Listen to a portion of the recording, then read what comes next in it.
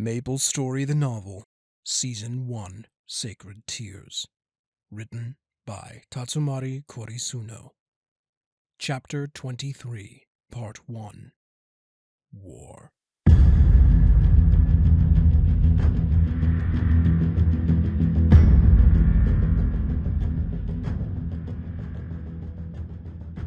In the days following Ariel's command to mobilize, the temple's air became uneasy silence.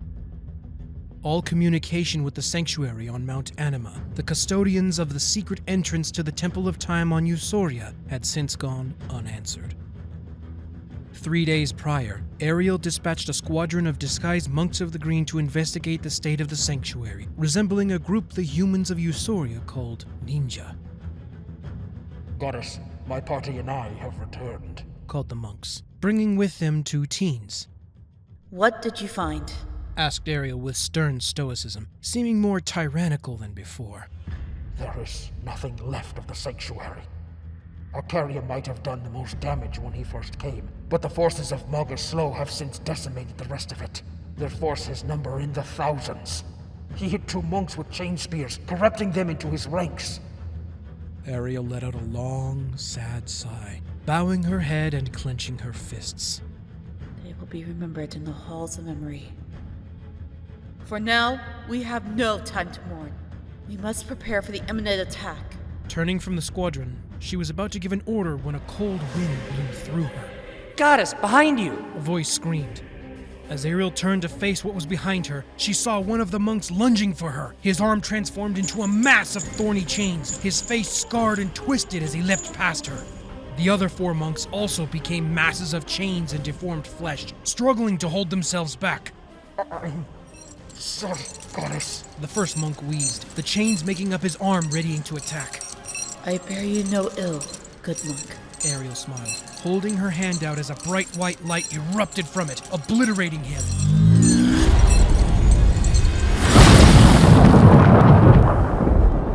The other monks lunged at her, chains flowering from their arms, but met with the same blast. The monks didn't disappear when Ariel's light hit them, and instead tumbled across the floor. Scrapes and squeals howled as they struggled upright. Ariel unleashed another blast of light, sending them further across the floor. Some of the Quam Knights in reserve summoned their spears, pinning the monks to the ground as ice crackled down their weapons, encasing them within seconds.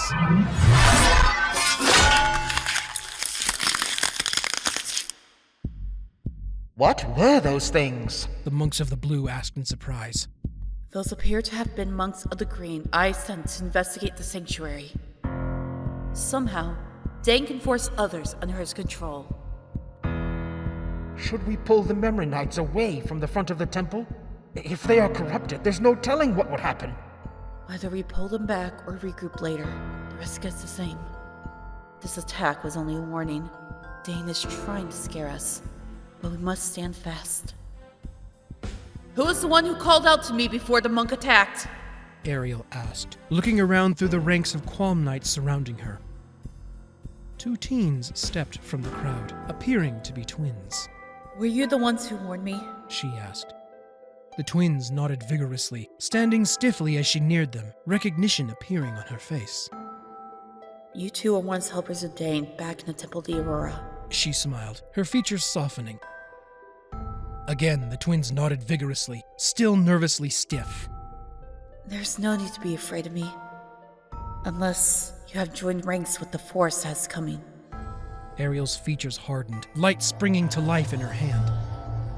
No. We were trying to come here when your scouting party found us. The boy answered, waving his hands back and forth with just as much vigor as he had with his head. I'm Lotus. This is my twin Orchid. We were told about the Anthem monastery by an old woman, and we told the monks we had vital information for you, and they brought us here. With a wave of her hand, Ariel dispelled her power, and her features softened. She remembered when these 2 were but sprites of the forest under the care of Guwaru, and when Dane had made them human. I see. What did you need to tell me so badly? Ariel questioned. Lotus looked to Orchid, who urged him on. Human Dane isn't coming after your daughter to improve the world. The darkness is controlling him. Ariel sighed hard and nodded, folding her hands behind her. Yes, I am aware of this fact. Ever since he took in the darkness from the world, he has planned to use our daughter for his selfish gains. No, he doesn't. It's far worse than that. The darkness within him wants your daughter so that he can destroy everything permanently. I am well aware of this as well. Rhinne is supposed to be the conduit for the ultimate It's even worse than that! Orchid shouted, stamping her foot. The darkness in Dane wants a powerful avatar. Dane's body can't handle the power needed to destroy the universe. What does this have to do with Rhinne? Why not come after me? Ariel questioned, worry growing in her heart and spreading to her face as Lotus answered. You are far too experienced and can easily resist the darkness. Rhinne, on the other hand, has all the power it needs, plus the inexperience to resist it. Add to that her broken heart, and now she's in the perfect state for the darkness to enslave her and bend her body to its will.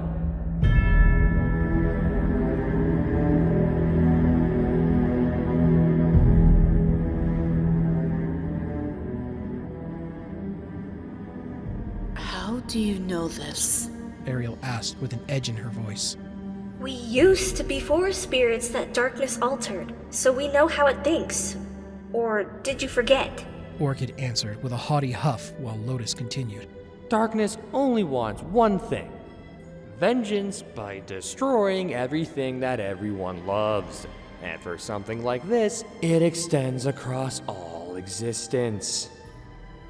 So we aren't fighting against the twisted will of one man. We're fighting the festering wounds of the world. The realization didn't impact her as the twins had hoped, but instead made the situation all the more desperate to keep Rhinne away from Dane.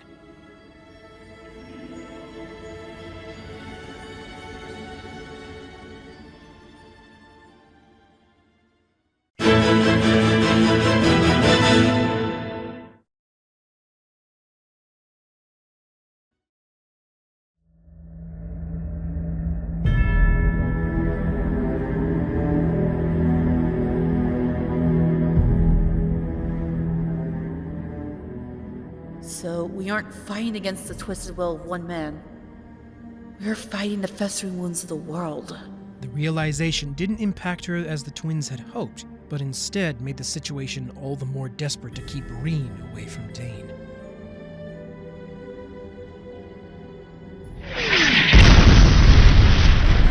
An explosion against the barrier ripped through the floor, shaking all of them where they stood. He's here! Shouted a knight. Ariel lowered her brow, holding her hand out as Maha formed.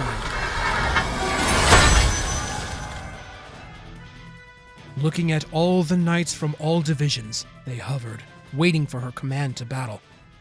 They had no faces to see, but it felt as if she could feel the apprehension of their spirits. Let us meet our foe. We shall ensure the survival of all living in this world and the worlds beyond. Let them sing of our war and remember those who have fallen. Stand strong, stand tall, stand and fight!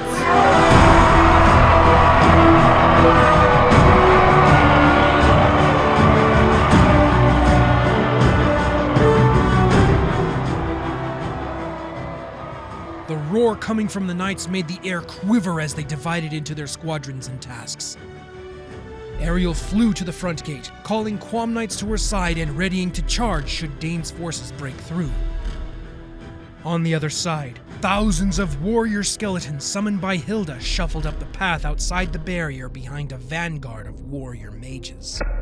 Their black armor and cloaks hid their faces as they pummeled the barrier with sword-focused spells, slowly cracking it. Will you let us help? Orchid said. Ariel nodded, keeping her gaze on the gate. Help wherever you can. He cannot be allowed to enter. Ariel commanded, adjusting her grip on the axe, letting the cutting edge rest on the ground, her gauntlets creaking under the pressure of her grip. Quam Knights summoned their spears as the plumes of blue flames fluttering from their body flared brighter. Lotus conjured a sword made of magical energy, while Orchid threw her hands wide and began to levitate. The amount of power seeping from her body lifting her long hair. After a few moments, the cracking barrier broke with the sound of shattering glass. The knights began to redrive their swords, only to freeze when chains pierced through their armor. The reserve memory knights charged, pushing those hit outside and re-erecting the barrier. Ariel could only watch as the metal making up those knights screeched and squealed into new shapes, darkening to gunmetal while the flames lost their color to black and the tear in their armor healed over. The former knights turned back, raising their enormous gauntleted fists, and began to hammer the barrier.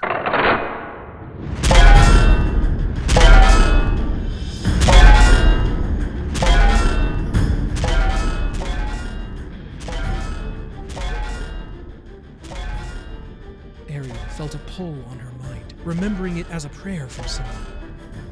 She flew as fast as she could to the pull's origin, finding it was the same fountain the Drakova warrior had called her from.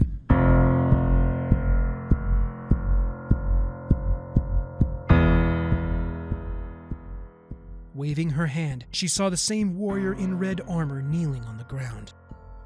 Goddess Ariel of the land called Eusoria, please hear my prayer. I am here, warrior. I have heard your prayer and I answer. What is it that you beseech? She asked, trying to seem calm despite the forces currently trying to break into her home. I have gathered a force of Shivikova ready and willing to help defend against Magnus, if you allow us. I know we are from a different place and may believe in deities much different from you, but Magnus is one of our own. I do not wish the people of Eusoria to face him without at least our trying to help. Ariel nodded, waving her hand again as the portal grew and a stairway appeared at the bottom. Come, Drakova warriors. I would appreciate your assistance. Step through that portal. It will lead you to the bottom of a mountain.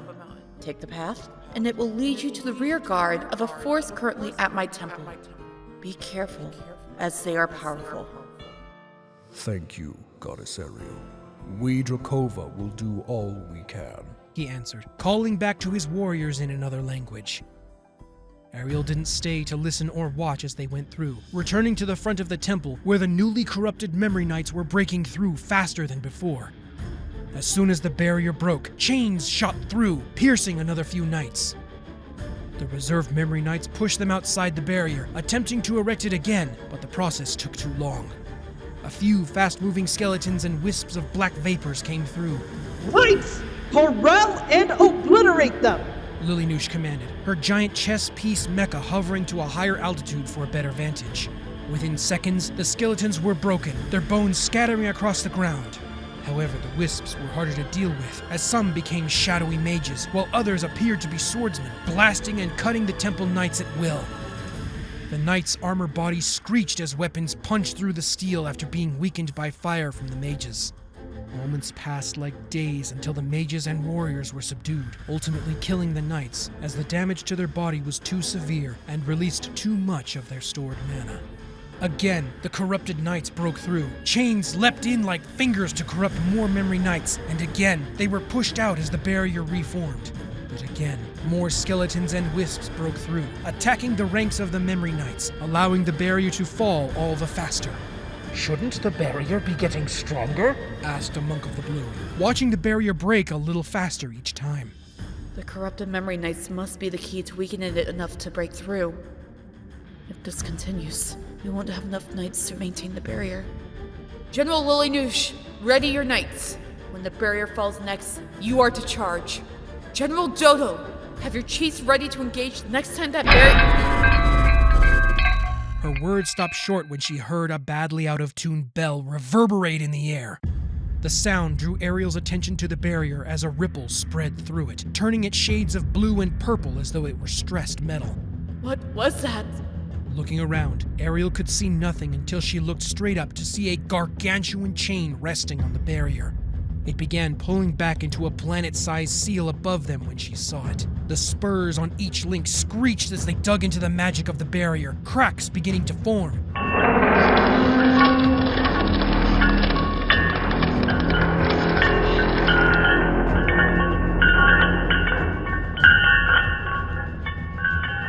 After being drawn back. The chain was slung against the barrier hard enough to send cracks to the ground where the knights stood, sounding like thunder.